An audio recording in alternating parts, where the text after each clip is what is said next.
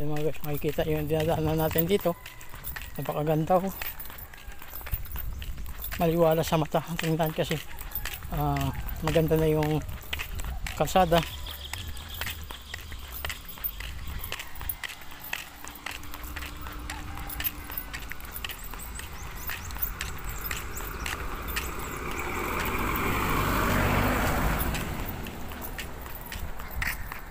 Kaya mga guys, ang dami mga sasakyan na pauwi na, mga jeep, ibang klaseng sasakyan, mga puno kasi uwian na rin sila. Ang dami din na pumapasok rito ngayon kahit hapon ha. Ang dami pa rin pumapasok.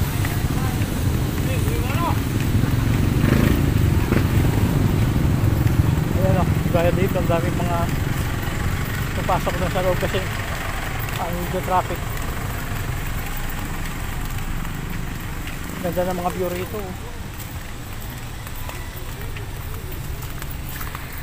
Yan mga guys, ang haba ng pila rito ng mga sasakyan yung papasok dun sa baba. Yan.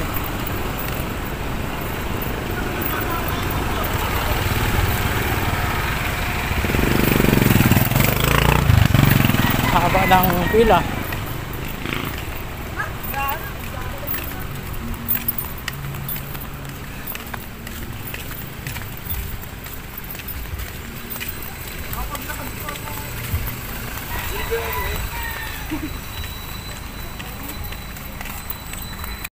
Grabe ang pila mga guys, sobrang haba ng mga sasakyan dito.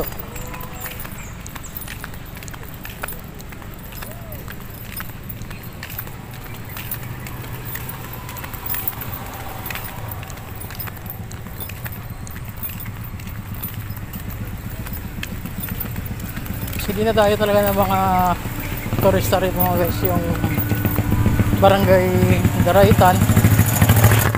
Oh, hi ka muna. Hello. Sa YouTube to, YouTube.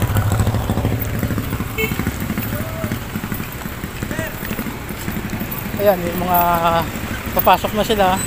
Oh, ayun, nasa YouTube ka, makikita ka sa YouTube.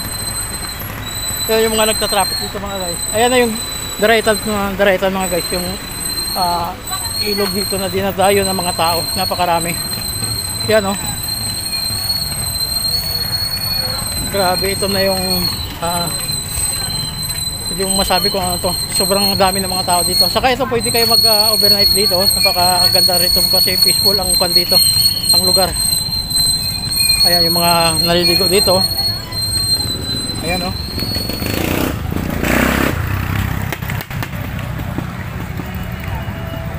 Ito yung lugar sa Daraitan guys. Ito bukana pa lang to guys ha. Hindi pa totally na sa lubang kasi meron pa to na tawag dito tinipak, nandun sa baba, napakaganda pa doon, mga marmol ang ilog doon, ang dinadanan marmol. Ito bukana pa lang to, kaya dinadayo ng mga tao to guys kasi nandun yung yung tinipak sa baba, nandun yung kuweba na napakalaking kuweba doon sa baba, napakaganda. Ayan oh, meron din dito video okay. Sa YouTube na YouTube. Anong account mo? Papalon Vlogs. Ha? Papalon Vlogs. Papalon? Ayan. Wala, ubos na. Oo. Taga-saan kayo? Taga-saan? Taga-Sampaloc. Sa mga taga-Sampaloc. Yan, sa mga pamilya Dalit. Shout out.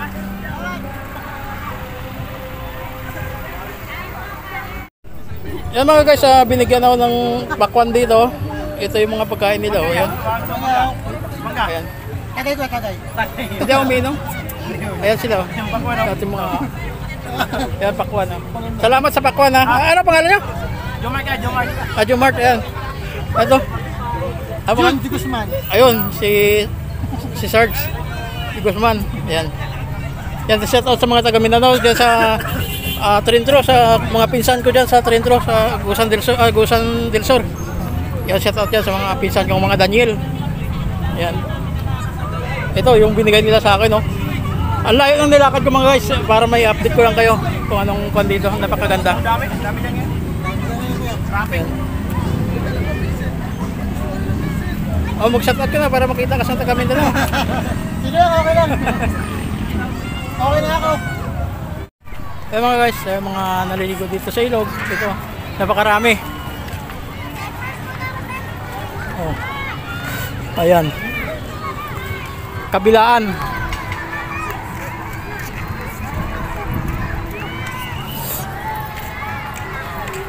Sobrang ganda ng mga pan dito dahil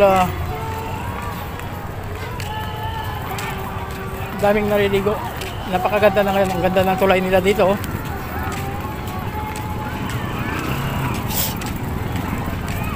Yan yung mga pantay dito. Yung rescue. Ayan sila. Yung mga nag-aabang dito. Sobrang dami ngayon. Ayan. Napakaganda.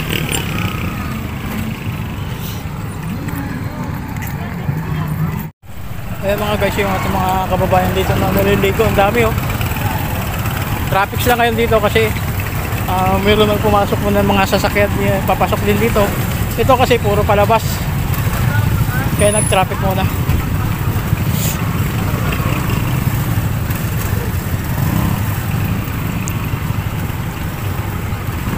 Grabe, ang daming tao talaga dito. Napakasarap dito maligo kasi dinadayo talaga ng mga ibang lugar kung saan galing ng mga lugar para lang maligo dito sa ilog ng Dareta.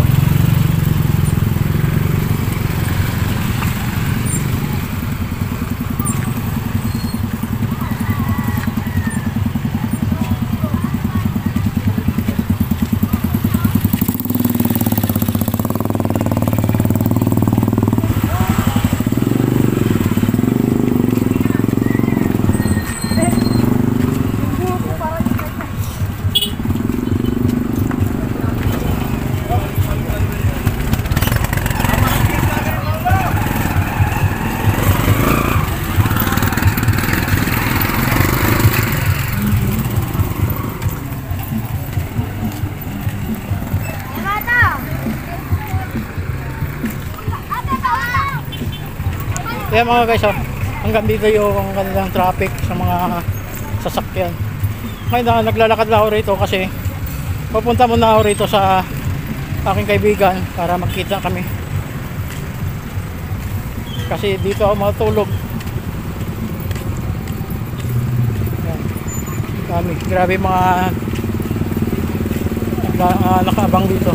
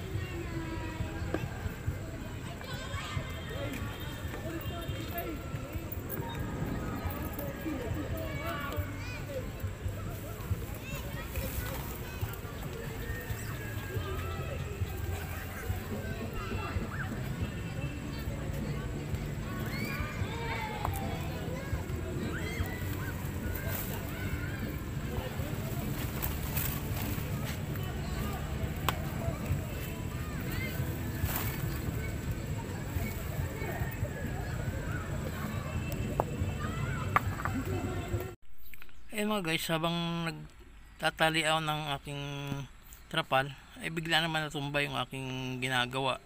Ayun, panibagong gawa naman ako ulit. Itatayo ko naman yan para parang natatawa lang din ako sa sarili ko kasi gagawa ako ng bahay kubo-kubo pero trapal naman siya. Kasi yan yung aking yung hawak-hawak ko, yung buho, pinatong ko lang yan doon sa mga damo para hindi ko, kasi pang samantala lang man yan, hindi yan basta-basta matumba naman. Kaya lang yung pinakatukod ay natumba, kaya nagkaroon ng nabagsak. Habang inaayos ko, tinatali ko doon sa mga damo, nakuha naman, natumba yung aking ginagawa, yung pinakaposte niya. Ayan o, na nakatayo. Kaya parang naglalaro lang din ako mga guys sa mga ganyan, kasi charge experience na tinatawag, yung mga pang camping na tinatawag. Napakaganda kasi para masanay sa ganyan, mamuhay sa ganyang klaseng sitwasyon. Napakaganda, pang survival, napakagandang experience na solo flight, na pumunta sa isang lugar na daming naliligo. Parang piyesta kasi dyan sa Mitulay guys, ngayon dinaanan natin kanina. Sobrang daming tao at napakagandang, ang daming naliligo. Yan doon yung malalim na hanggang dibdib ang tubig, na mahirap din sa mga bata, pero sa baba na mababaw na, marami din mga batang naliligo. Napagandang lugar kasi. Isa rin sa dinadayo yan sa Sampaloc, Tanay, yung Daraitan, na number 1 din talaga sa Rizal. Ayan mga guys, nagkaroon, nilagyan ko na ng karton yung aking kubo-kubo na tinayo na bumagsak kanina. Yan, parang nagka-camping lang ako dyan. Pero mamaya gagawa din ako ng aking mga lutuan para makapagsalang, makainom na rin sa aking gatas, kasi hindi ako nagkakape mga guys. Gatas yung iniinom ko. Ayan, kasi gutom na rin ako sa kalalakad. Ang layo din ng nilakad ko. Ayan, napakagandang tingnan. Parang nagbahay kubo lang ako. Sarap isa sa ganyan, tahimik. Ayan, may dala-dala akong kawayan. Isasapin ko yan sa likod ko, dyan sa ilalim yan, kasi buhangin, malamig. Ginawa ko yan, ilatag ko lang yan dyan sa tawag dito, sa mga buhangin. Tapos takpan ko sa mga karton para hindi malamig, kasi pag natulog ka, nandyan yung likod mo nakalapat sa mga nilagay ko na isang kawayan, para hindi malamig sa likod. Kaya kailangan madiskarte ka rin sa mga ganyang klaseng sitwasyon. Lagyan mo sa pinong protection ng likod mo, kasi mahirap ang lamig sa buhangin. Ayan, kaya inaayos ko at nagtayo ko naman.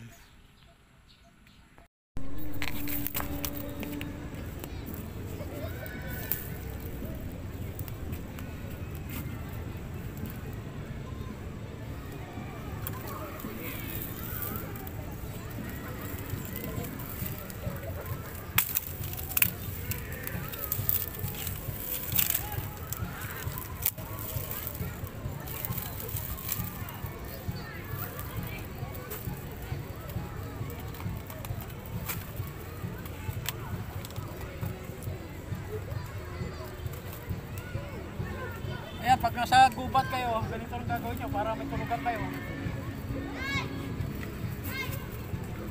Laking bagay na yan. Makakatulog na kayo nyan.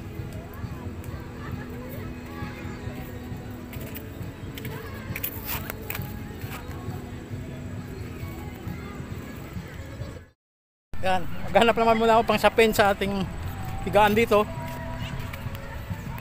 para may matutulugan tayo. Ganap tayo dito ng may makikita tayong mga karton. Ang gagawin natin, kunin natin para may sapin sa likod. Mahirap naman kasi pag nahiga ka na walang sapin yung likod mo. Ito yung mga apak-apakan nila para may sapin man lang tayo.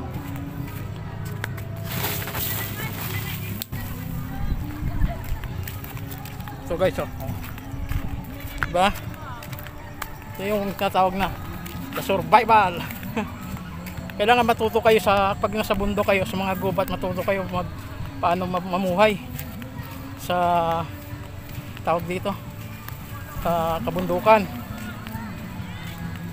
Kaya ako sanay kasi ako sa mga kabundukan, kaya kahit mag-isa ako, kaya kong matulog sa mga gubat. Ngayon, ang gagawin natin, lagay natin dito para may sapin tayo. May sapin ako sa higaan ko. Yan, sapin natin para may higaan, di ba? At least napakaganda. Oh, ha? Napakalapad, oh. Oh, di ba? Ngayon, maghanap naman tayo ng ating makukuha. Ayan mga view, hapon na guys, mga alas 6 na to. Hindi pa ako nakapagluto. Ayan. Napakaganda.